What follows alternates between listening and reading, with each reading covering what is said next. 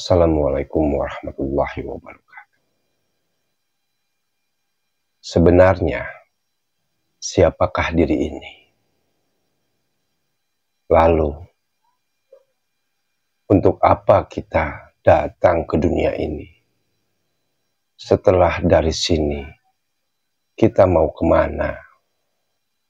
Dalam hadis qudsi Allah berkata, "Aku adalah perbendaharaan yang tersembunyi. Maka kenalilah aku, dan aku ciptakan manusia untuk mengenaliku." Bagaimana mungkin kita tahu manisnya buah durian hanya dari sebutannya saja? Tahu manisnya buah durian hanya dari namanya saja. Begitupun Tuhan Allah Azza wa Jalla. Mana mungkin kita tahu kehadirannya, keberadaannya bersama kita kalau kita tidak menyelaminya. Karena tidaklah cukup hanya menyebut namanya saja, sebab innalillahi itu asal dari Allah dan harus kembali pun kepada Dia, Zat Tunggal Esa. Maka kenalilah diri kita yang sebenar-benarnya, supaya kita mengenal akan Tuhan kita. Sebab kalau sebenar-benarnya diri kita ini jasad, akan dikebumikan dan hancur. Kalau kita ini pikiran, tidaklah mungkin. Karena pikiran selalu timbul tenggelam dan selalu silih berganti. Dan pikiran itulah yang menyekat diri kita ini dengan Tuhan. Dan pikiran itulah yang menganggap tubuh ini adalah dirinya.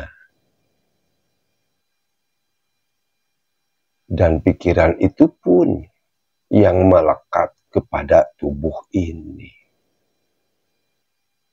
Dan kita terlalu lama sehingga di dalam pikiran mengakar, tersimpan bahwa pikiran adalah diri kita.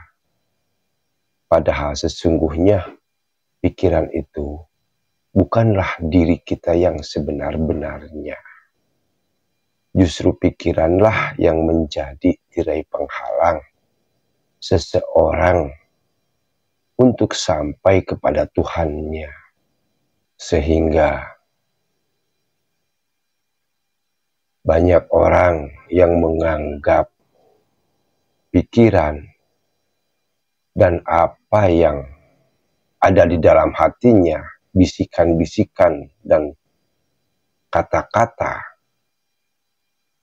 dianggapnya dirinya sendiri.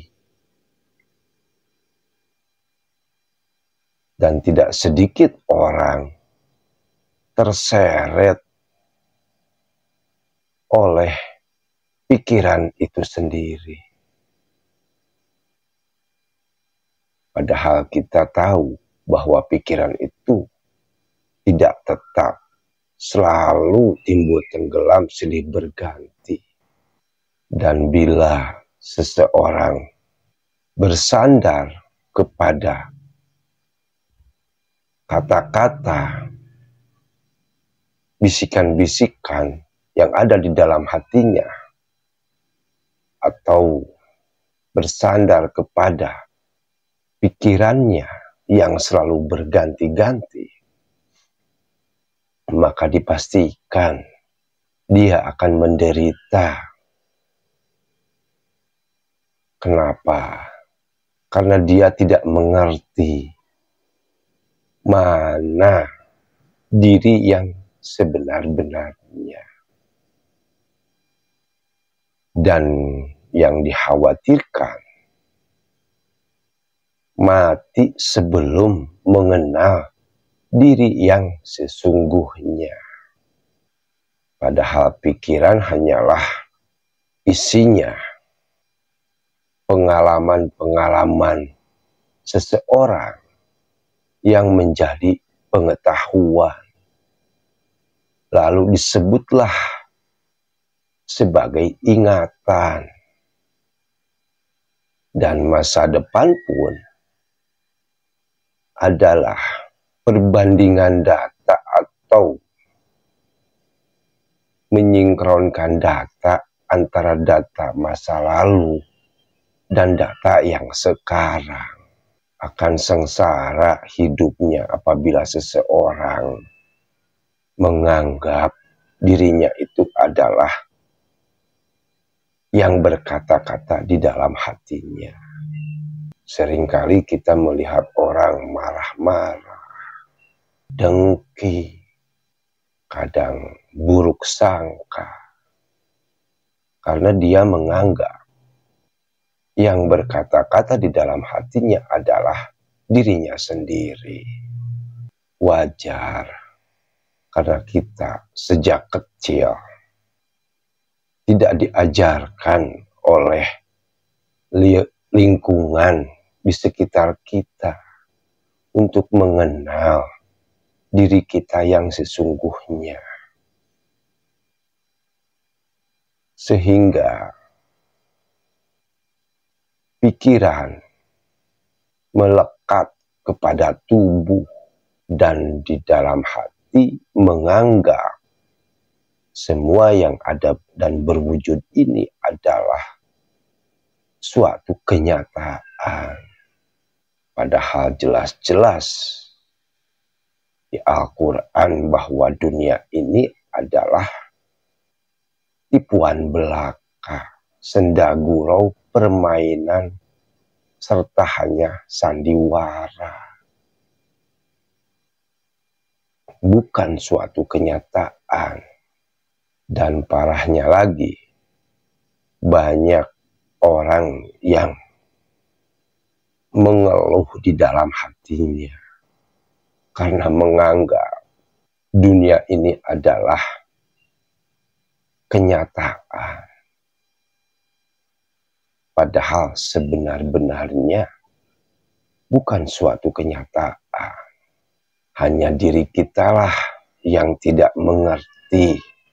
Hanya diri kitalah yang kurang memahami diri sendiri.